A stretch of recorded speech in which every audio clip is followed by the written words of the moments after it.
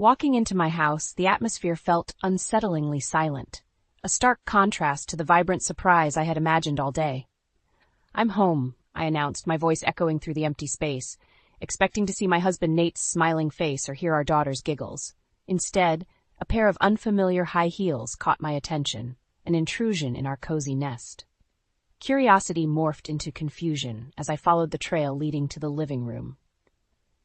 There, framed by the soft glow of the afternoon sun, stood Nate, his arm casually draped over the shoulders of a woman I had never seen before.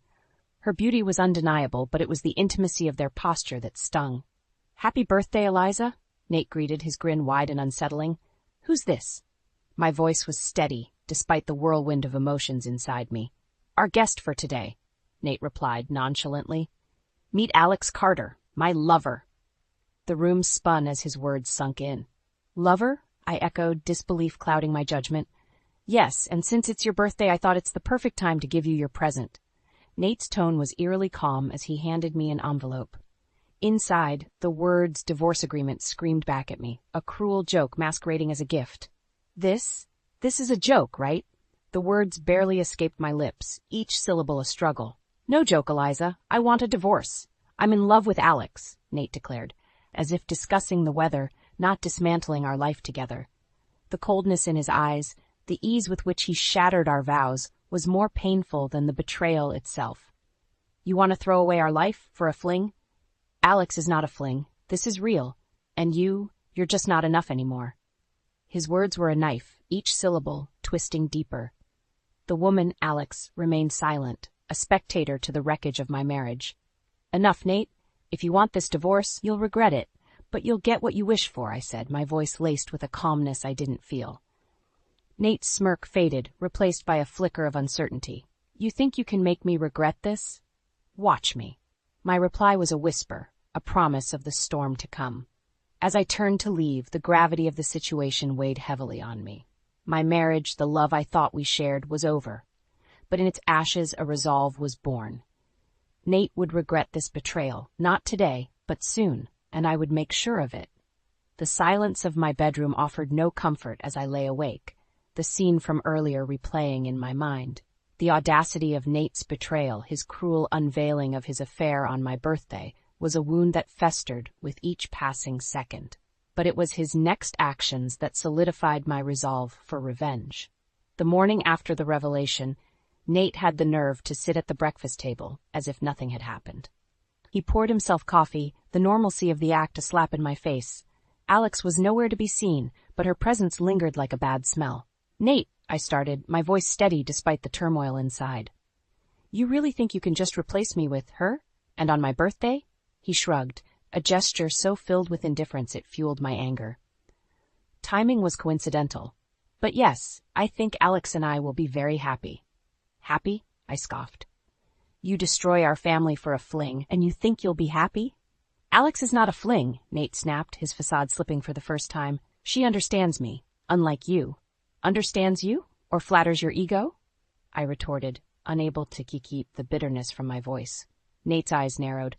"What would you know about understanding? You're just convenient." The word struck me, a verbal blow that was meant to hurt. "Convenient?" I repeated, the absurdity of the situation suddenly clear.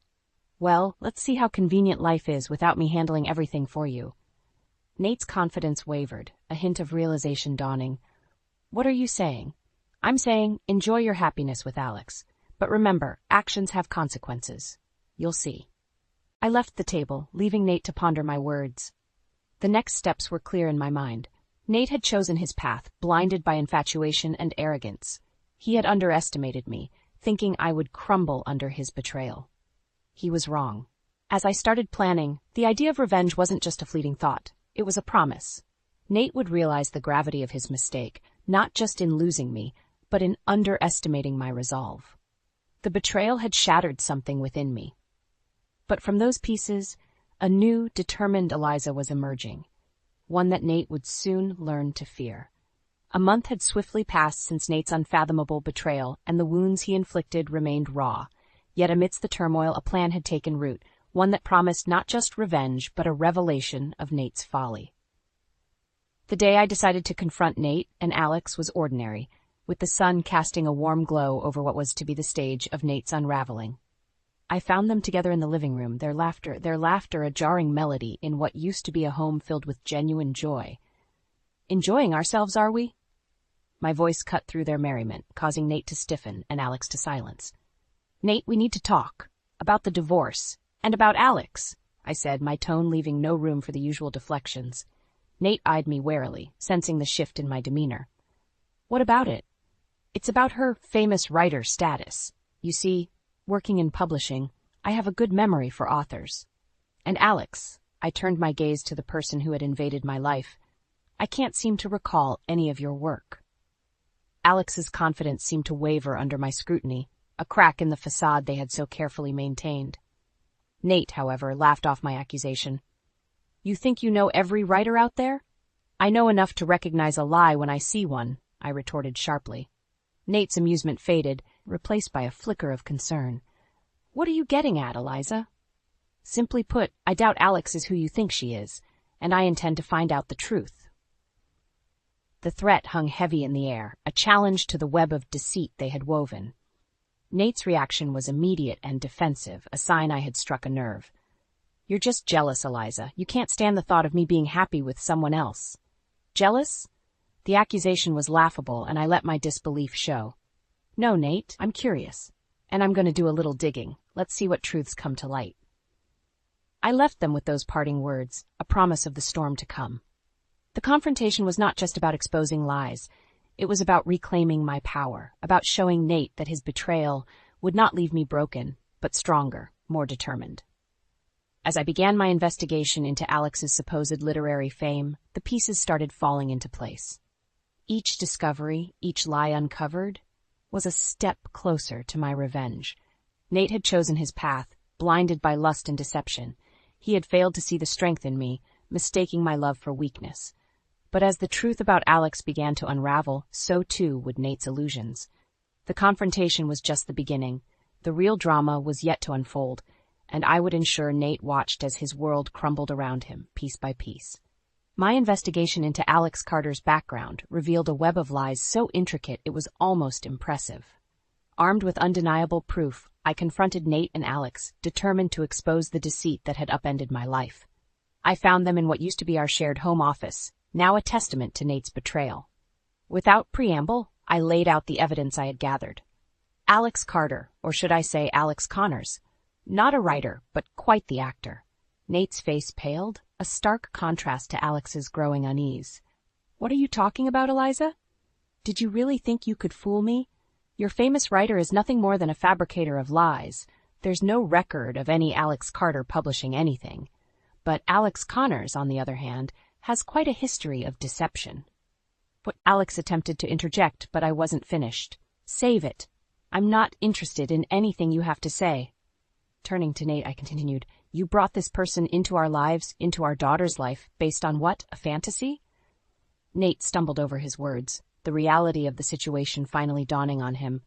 I didn't know. Of course you didn't. You were too blinded by whatever it is you thought you found in Alex. But the truth, it's far from the illusion you've been living. The confrontation was not just about exposing Alex. It was a reckoning for Nate. The man who had promised to love and cherish me, forsaking all others, had instead chosen a path of betrayal and lies. I want you out, I said, my voice devoid of the love and warmth it once held for Nate. Out of this house and out of our lives. You've made your choice, and now you'll live with the consequences. Nate tried to argue, to plead for understanding, but there was nothing left to discuss. You made your bed, Nate. Now you get to lie in it. Alone. As Nate and Alex gathered their things, the finality of the moment settled over me. This was not the life I had envisioned, but it was the one I was left with. Yet, in the midst of the chaos and heartbreak, a sense of empowerment began to take root. Nate's descent was of his own making, a direct result of his actions and choices. Watching them leave, I knew this was only the beginning. Nate's betrayal had unleashed a storm within me, one that would not be satisfied until justice was served. My revenge had only just begun, and Nate would soon realize the true cost of his actions. In the aftermath of Nate's revelation, I had expected him to retreat, to lick his wounds in private. Instead, He showed up at my doorstep, looking more haggard than I had ever seen him. The desperation in his eyes was palpable as he stood there, waiting for me to speak first. "What do you want, Nate?" My voice was cold, unwelcoming. I need to talk to you. About Alex and everything." He stumbled over his words, a man defeated. I considered turning him away, letting him drown in the mess he had made. But curiosity, and admittedly a desire to witness his suffering up close, compelled me to let him in. We sat across from each other, the air thick with tension. Nate was the first to break the silence, his voice barely above a whisper. "Alex, he wasn't who I thought he was. I was fooled, Eliza." "Fooled? Or too blinded by your own betrayal to see the truth?" I couldn't help the bitterness that seeped into my words. It was all a lie, his identity, his story. I don't even know who he is anymore. "And you think this confession changes anything between us?" Nate looked down, shame etched into every line of his face. "I know I've made unforgivable mistakes, but Eliza, you have to believe me. I was deceived." The conversation was a farce, a pathetic attempt by Nate to garner sympathy where none was due. But as much as I despised him for what he had done, I couldn't ignore the implications of his deceit. "So, what do you plan to do now? Crawl back to the life you so carelessly threw away?" Nate's eyes met mine, a flicker of hope in their depths. I was hoping we could start over. Maybe not as a couple, but as friends?" The suggestion was laughable. Friends after everything he had done? "Nate, you destroyed our family. You chose Alex over your own wife and daughter, and now you come here seeking friendship?" I know it's a lot to ask, but I don't know where else to turn." The pathetic sight of him, a man broken by his own choices, stirred something in me. Not pity, but a resolve to see this revenge through to the end. "Nate, you need to leave. There's nothing for you here. Not anymore." He nodded, a man resigned to his fate, and stood to leave. But before he could reach the door, I stopped him with a final thought. "Let this be a lesson, Nate. You can't play with people's lives and expect to walk away unscathed. Karma always finds a way." With that, Nate walked out of my life, leaving behind a trail of destruction and a path to a new beginning for me. His exposure was complete, his illusions shattered. And as for me, the next chapter of my life was just beginning, one where I would rebuild stronger, wiser, and without the shadow of Nate's betrayal hanging over me. As the door closed behind him, I felt a sense of closure. The drama and revenge had played out, leaving behind a lesson in its wake. For Nate, a future filled with regret. And for me, a world of possibilities, free from the chains of a love that had turned toxic. The story of Nate and Alex was a cautionary tale, one that would serve as a reminder of the price of deceit. And as I looked ahead, I knew that the best revenge was not just in the suffering of those who had wronged me, but in the life I would build from the ashes of their betrayal. The days following Nate's departure were filled with a quiet that spoke volumes. It was the calm after the storm, a peace I had longed for, yet felt oddly unsettling. The final act of my revenge was nearing, the stage set for a confrontation that would seal Nate's fate and liberate me from the past. I was sorting through the last of Nate's belongings, a symbolic gesture of closure, when the doorbell rang. Standing on my doorstep was not Nate, as I had half expected, but Alex, no longer the confident interloper, but a figure of confusion and regret. "Eliza, may I come in?" Alex's voice was timid, a stark contrast to the boldness I had witnessed before. I hesitated, my initial instinct to shut the door in his face, but the desire for answers, for an understanding of the role Alex had played in this sordid tale, stayed my hand. Inside, Alex sat awkwardly, a man out of place in a home that had once been filled with laughter and love. I owe you an apology," Alex began, his gaze fixed on the floor. "For everything." "An apology?" I echoed, the words sounding hollow. "Do you even understand what you've done?" Alex flinched, the weight of his actions a visible burden. I realized now I was a tool in Nate's game. I believed his lies just as you did. The confession was unexpected, a glimpse into the complexity of the situation I hadn't considered. "You were fooled by him too?" "Yes, I thought we had something real, but I was just convenient, for lack of a better word." The irony of the situation was not lost on me. Alex, much like myself, had been deceived by Nate's facade. But while my pain stemmed from a betrayal of vows, Alex's was born of a misplaced trust. "And now?" I asked, curiosity overcoming my resentment. Now I'm left with nothing. No Nate, no future, just the fallout of a relationship built on lies. The conversation was a revelation, the lines between victim and villain blurred. Alex's role in my story was not as clear-cut as I had believed, his presence not the cause of my suffering, but a symptom of Nate's deceit. You know, Alex, I spent so long blaming you, hating you for what happened, but now, I see that we were both pawns in Nate's game. Alex looked up, his eyes meeting mine for the first time since he had entered. I never meant to hurt you, Eliza. I hope you can believe that. I do, I replied, the truth of the statement surprising even myself. And I hope you can move on from this, learn from it as I have. As Alex stood to leave, there was a mutual understanding between us, an acknowledgement of the pain we had shared and the strength found in its wake. Thank you, Eliza, for listening, and for the forgiveness I don't deserve. With that, Alex walked out of my life, leaving behind a story of love, betrayal, and the search for redemption. And as I watched him go, I realized that the best revenge was not in the suffering inflicted on those who wrong us, but in the grace we find within ourselves to move beyond the pain.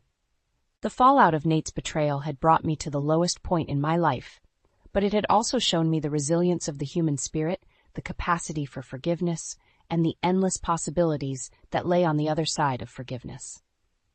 My story with Nate had ended, but my journey was just beginning. A journey of healing, discovery, and newfound freedom. And as the door closed behind Alex, I felt a chapter of my life closing with it, making way for a new beginning, one where the scars of the past would no longer define my future.